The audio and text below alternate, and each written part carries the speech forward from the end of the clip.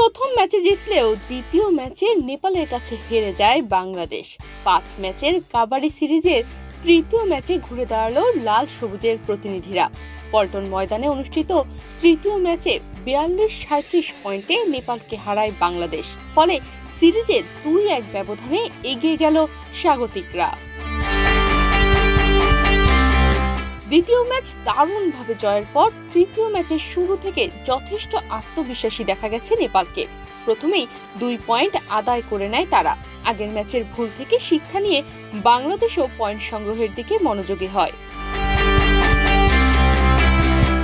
লড়াই যে জমে উঠবে সেটা ম্যাচের শুরুর প্রতিদ্বন্দ্বিতাই বলে দিয়েছে। প্রথমার্ধেই হাড্ডাহাড্ডি লড়াই হয়েছে দুই দলের মাঝে। সমান তালে খেলছে বাংলাদেশ ও নেপাল। মাত্র 3 পয়েন্টের লিড নিয়ে বিরতিতে যায় বাংলাদেশ। প্রথমার্ধে 20-17 পয়েন্টে এগিয়ে ছিল স্বাগতিকরা।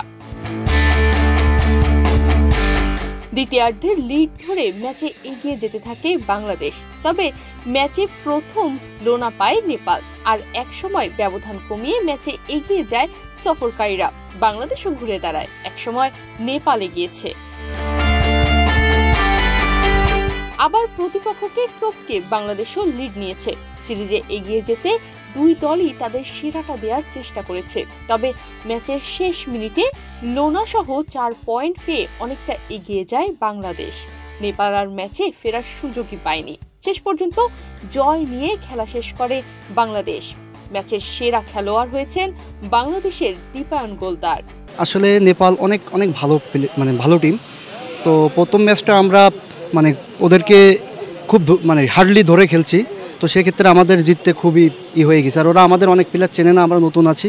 আর দ্বিতীয় যে ম্যাচটা হয়েছে, তো আমাদের ডিফেন্ডারের কিছু ভুলের জন্য, রেডারও কিছু ভুলের জন্য, আমি বলবো আমাদের নিজেরই ভুলের জন্য, আমরা কিছু মিস্টেকের জন্য আমার ম্যাচটা সামান্যর জন্য হেরে গেছি। আর তো আজকের ম্যাচটা ওইরা মাথায় একটা প্রেশার ছিল, যেহেতু আমরা একটা ম্যাচ হেরে আছি, তো এই ম্যাচটা যেভাবে হোক জিততে হবে। তো এই টেনশনের জন্য আমরা কিছুটা আমাদেরও আজকেরও ম্যাচেরও আমাদের কিছুটা ভুল হয়েছে। তো আমাদের কোচ যেভাবে বলছে আমরা ওইভাবে খেলার চেষ্টা করছি। আলহামদুলিল্লাহ আমরা ম্যাচটা উইন করতে পারছি। আসলে আমাদের ডিফেন্ডারে একটু সামান্য ভুল হচ্ছে। তো স্যার যখন আমাদের ডেকে কোচ সাহেব যখন বলে দিছে, ওরা খুবই সেটা পূরণ করতে পারছে। আলহামদুলিল্লাহ ম্যাচটা জিততে পারছি। আমরা চেষ্টা করব যে আমরা আর যে 2টা ম্যাচ আছে সামনে, চেষ্টা করব আমরা জেতার জন্য। জয়ের জন্য 100% বলবো আত্মবিশ্বাসী যে আমরা জিতবো। ওদের যে রোকামাকা নাম করে একটা প্লেয়ার আছে, উনি ইন্ডিয়ান প্রো কাবাডির রানিং অনেক ভালো মানের প্লেয়ার। তো দেখা যাচ্ছে ওনারা ট্যাকেল করতে গেলে তো একটু ভুল হবে। আসলে ওনার ক্যাটাগরির প্লেয়ার আমরা এখনও হতে পারি না, এটা বলবো। উনি অনেক ভালো মানের প্লেয়ার, অনেক ভালো মানের। তো ওনারে দেখছেন যখন ওনারে যে কয়বার আমরা ট্যাকেল করতে পারছি, সে কয়বারই আমরা নোনা নিতে পারছি। তো ডিফিকাল্ট ওনারা ধরার জন্য, ওনারা ধরতে যে আমাদের ডিফেন্ডাররা একটু ভুল করতেছে। তো আশা করি আমাদের কোচ যেভাবে আমাদের নির্দেশনা দিচ্ছে, আমরা ডিফেন্ডার আর ভুল করবে না। বাংলাদেশ কাবাডি ফেডারেশনকে অনেক ধন্যবাদ দিব যে আমাদের জন্য এত সুন্দর একটা আয়োজন করার জন্য। তো দেখা যাচ্ছে আমরা যত ম্যাচ খেলবো আমাদের ততটা ইমপ্রুভ হবে। তো এই যে 5টা ম্যাচ খেলে আমরা তখন বুঝতে পারতেছি যে নেপালের কে কোন ধরনের প্লেয়ার, আমরা কিভাবে খেললে পরবর্তী ম্যাচগুলো জিততে পারবো। সেভাবে আমাদের অনেক হবে, এক্সপিরিয়েন্স হবে যে আমরা নেক্সট টাইমে ম্যাচ যাতে বের করতে পারি। আমরা যত ম্যাচ খেলবো তত আমাদের জন্য ভালো হবে।